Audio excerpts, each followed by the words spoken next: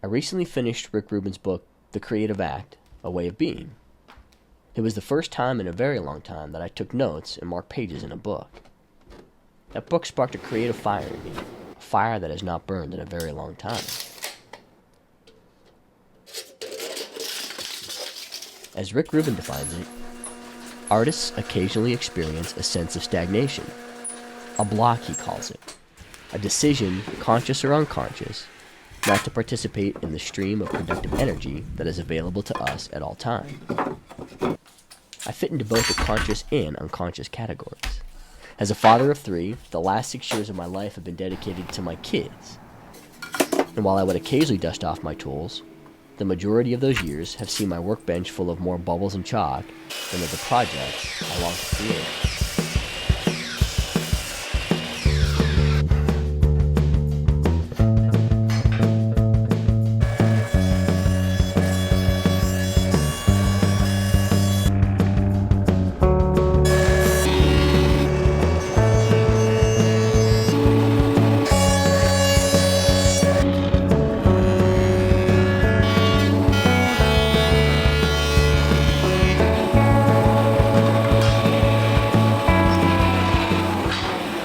As a new dad, I wanted to be the best father and husband that I could be.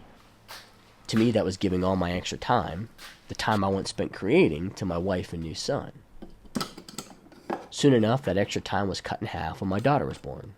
And then before I knew it, we were parents of 3, and my tools had a thick layer of dust covering them. I could have done nothing after reading that book, told myself the same thing I had been saying for the last 6 years. I will get to it when the kids are older and I have more time. Well, guess what? There will never be more time. Time in a day is the same today that it will be tomorrow, and next year, and in 5 years. It is up to me to maximize that time to the best of my ability, or live my life thinking about what could have been.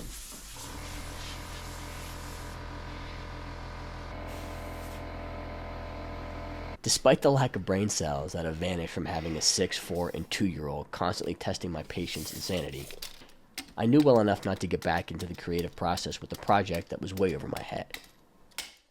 I knew I needed to start small and try not to waste too much time and money on something that would wind up in the fire pit out back. So I picked a project that fit into 2 categories.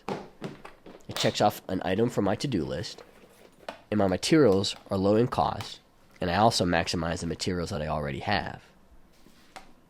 Our basement is finished, and we use it a lot. From time to time, we will entertain down there as well. I feel like a basement stairwell is an afterthought to most people. It was at least to me. But I now see it as an opportunity, a canvas to get back into the creative act of making. I am tired of being embarrassed by my boring stairs, and I finally decided to do something about it. I first remember seeing this idea on an episode of Extreme Home Makeover. Ed Sanders, one of the show's carpenters, was making this American flag to hang in the family home as a beautiful art piece and tribute to a former Marine who was a hero of the World Trade Center attacks on 9/11.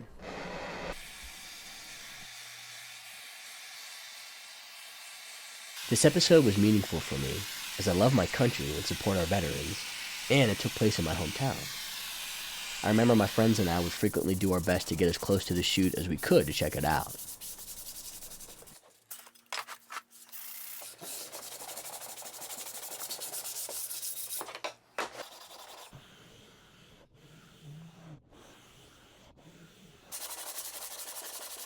This project isn't original. I didn't have an image just yet to create something out of nothing. I needed inspiration, as we all do.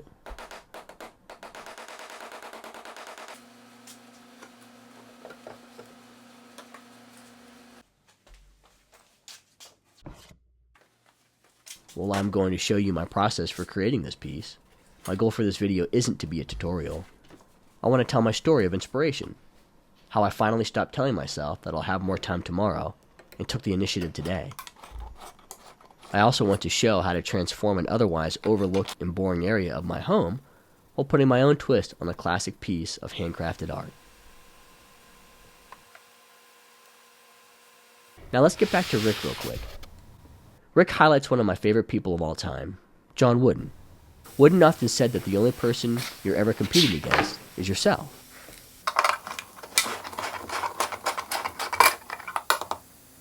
My internal competition is that it's hard for me to start a project and not work on it to my full capability until it is perfect. But I have to put perfection aside, or at least redefine what perfection means to me. I had to figure out a way that works. A way where I could finish dinner and then do a quick stand out in the garage before playing with the kids. Or maybe wrap up bedtime and sand for a little while. Anything to inch this project a little further along. And speaking of playing with the kids, yes, those are princess stickers giving my dear bourbon shirt a nice hug.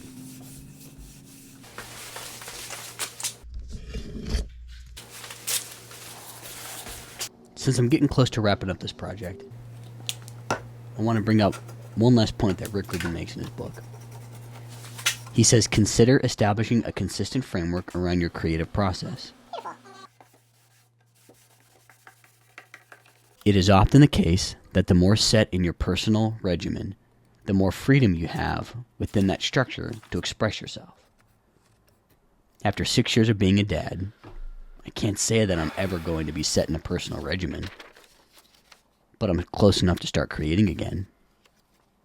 My discipline as a father and husband gives me the freedom to spend a little bit of my time following one of my passions. The last person I want to talk about that I draw inspiration from frequently is Jason Pfeiffer. He's the editor-in-chief of Entrepreneur Magazine. He has a weekly email that's always a source of inspiration to me.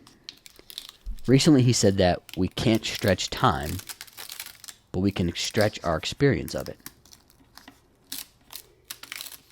That sums up my time on this project in the best way possible, and is a great way to bring this all together.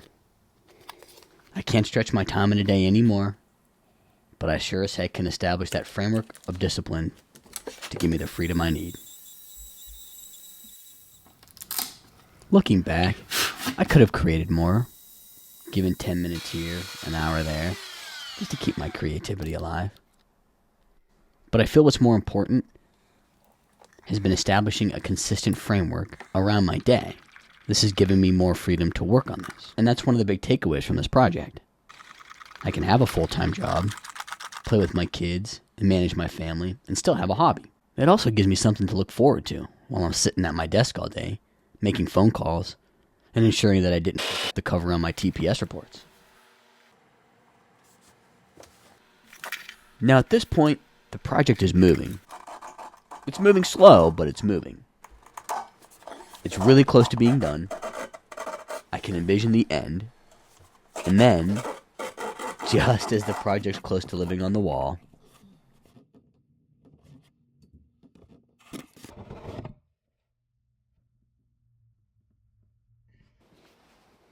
setback.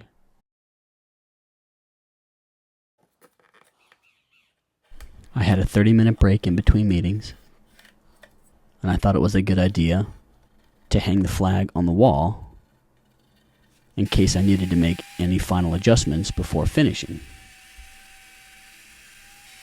One small misstep, and the next thing I know, my ribcage is breaking my fall as I land sideways on my staircase. 2 broken ribs later, and my wife has to help me take my pants off.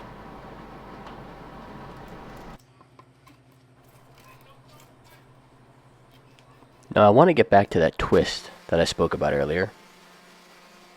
The flag itself is a beautiful piece of art, but I like to incorporate technology into my projects any way that I can. So I designed this flag in a way that I could backlight it. I have a few different products from this brand, and I love all of them. Mainly I use them for holiday lighting from Halloween to Christmas. Their app is very user-friendly, and they are extremely easy to set up. You have a lot of control over the RGB lighting, being able to control each LED light individually. that played a really big part into why I chose this product.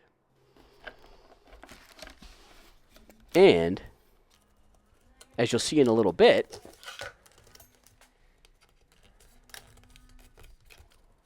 that control works into my design.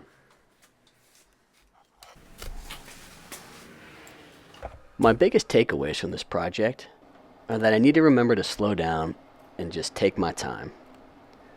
I have to remember that this is a side project. It's my hobby. It's second to my family and to my job. Maybe someday it will be my job, and that would be amazing. I also try to remind myself that this is the first time I have made a project like this. And while it's not complicated, I have to know that mistakes are going to happen, and that remembering to take a step back, hopefully not a step down, from the problem and think about a solution is the best way to solve it.